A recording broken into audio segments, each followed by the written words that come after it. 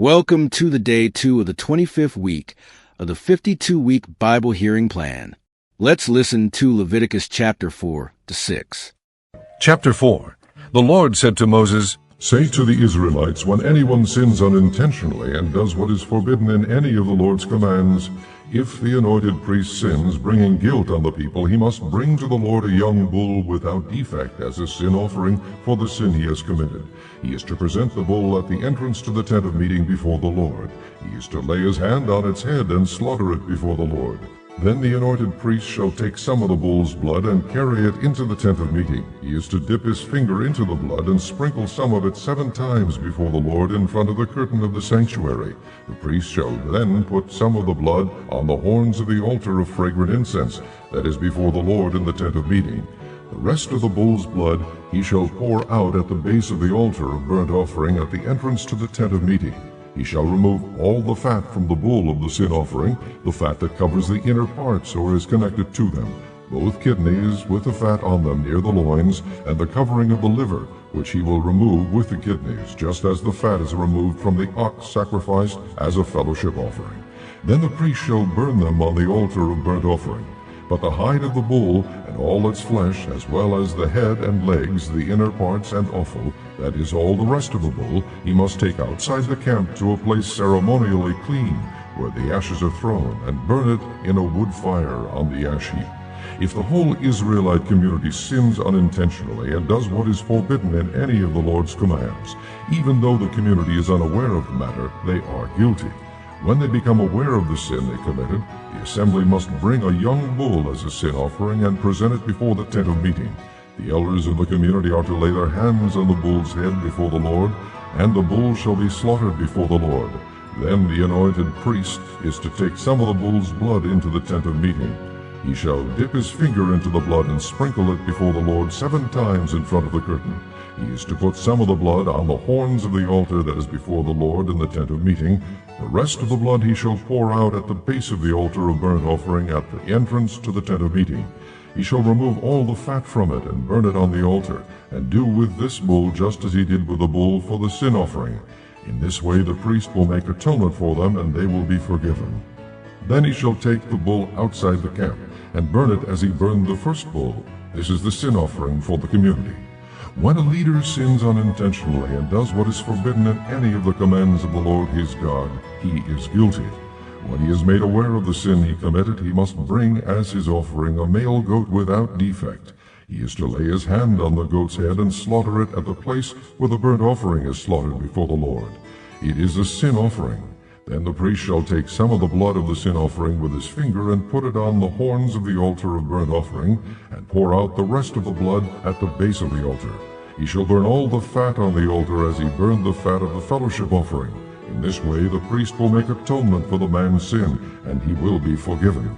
If a member of the community sins unintentionally and does what is forbidden in any of the Lord's commands, he is guilty. When he is made aware of the sin he committed, he must bring as his offering for the sin he committed a female goat without defect. He is to lay his hand on the head of the sin offering and slaughter it at the place of the burnt offering. Then the priest is to take some of the blood with his finger and put it on the horns of the altar of burnt offering, and pour out the rest of the blood at the base of the altar. He shall remove all the fat, just as the fat is removed from the fellowship offering, and the priest shall burn it on the altar as an aroma pleasing to the Lord. In this way the priest will make atonement for him, and he will be forgiven. If he brings a lamb as his sin offering, he is to bring a female without defect. He is to lay his hand on its head and slaughter it for a sin offering at the place where the burnt offering is slaughtered. Then the priest shall take some of the blood of the sin offering with his finger, and put it on the horns of the altar of burnt offering, and pour out the rest of the blood at the base of the altar. He shall remove all the fat, just as the fat is removed from the lamb of the fellowship offering, and the priest shall burn it on the altar on top of the offerings made to the Lord by fire. In this way the priest will make atonement for him for the sin he has committed, and he will be forgiven. Chapter 5. If a person sins because he does not speak up when he hears a public charge to testify regarding something he has seen or learned about, he will be held responsible. Or if a person touches anything ceremonially unclean, whether the carcasses of unclean wild animals, or of unclean livestock, or of unclean creatures that move along the ground, even though he is unaware of it, he has become unclean and is guilty. Or if he touches human uncleanness, anything that would make him unclean, even though he is unaware of it, when he learns of it, he will be guilty. Or if a person thoughtlessly takes an oath to do anything, whether good or evil, in any matter one might carelessly swear about, even though he is unaware of it, in any case when he learns of it, he will be guilty. When anyone is guilty of any of these ways, he must confess in what way he has sinned, and as a penalty for the sin he has committed, he must bring to the Lord a female lamb or goat from the flock as a sin offering, and the priest shall make atonement for him for his sin. If he cannot afford a lamb, he is to bring 2 doves or 2 young pigeons to the Lord as a penalty for his sin, one for a sin offering and the other for a burnt offering. He is to bring them to the priest, who shall first offer the one for the sin offering.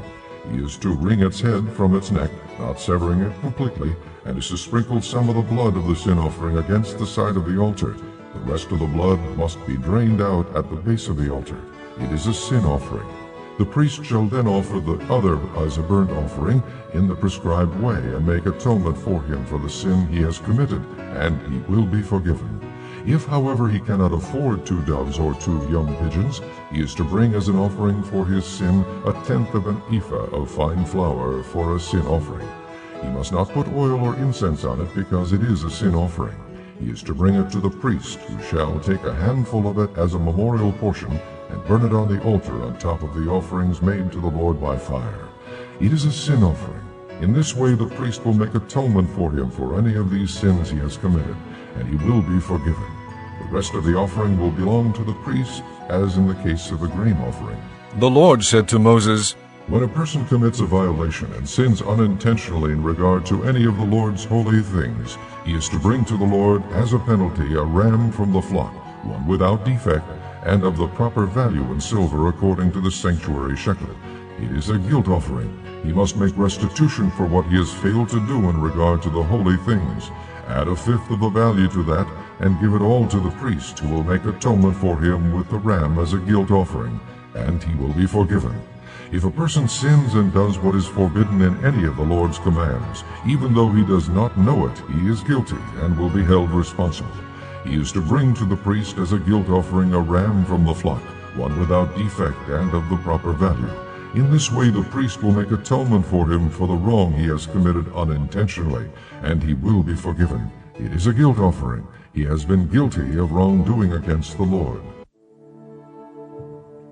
Chapter 6.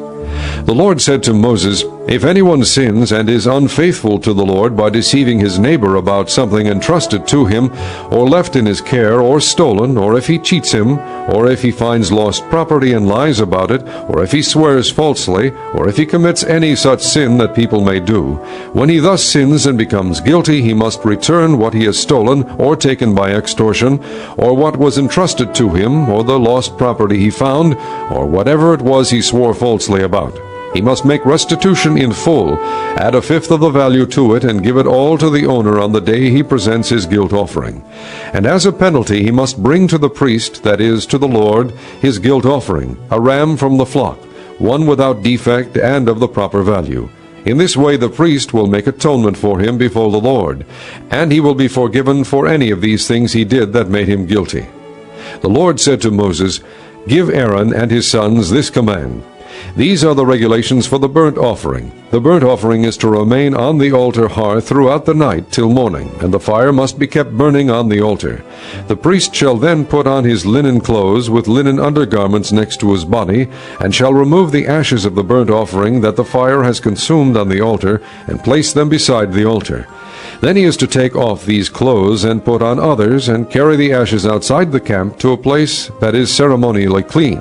The fire on the altar must be kept burning. It must not go out. Every morning the priest is to add firewood and arrange the burnt offering on the fire, and burn the fat of the fellowship offerings on it. The fire must be kept burning on the altar continuously. It must not go out. These are the regulations for the grain offering. Aaron's sons are to bring it before the Lord in front of the altar. The priest is to take a handful of fine flour and oil, together with all the incense on the grain offering, and burn the memorial portion on the altar as an aroma pleasing to the Lord. Aaron and his sons shall eat the rest of it, but it is to be eaten without yeast in a holy place. They are to eat it in the courtyard of the tent of meeting. It must not be baked with yeast. I have given it as their share of the offerings made to me by fire. Like the sin offering and the guilt offering, it is most holy. Any male descendant of Aaron may eat it. It is his regular share of the offerings made to the Lord by fire for the generations to come. Whatever touches them will become holy.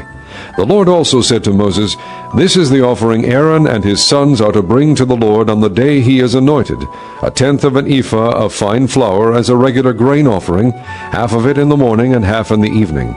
Prepare it with oil on a griddle. Bring it well mixed, and present the grain offering broken in pieces as an aroma pleasing to the Lord. The son who is to succeed him as anointed priest shall prepare it. It is the Lord's regular share, and is to be burned completely. Every grain offering of a priest shall be burned completely. It must not be eaten.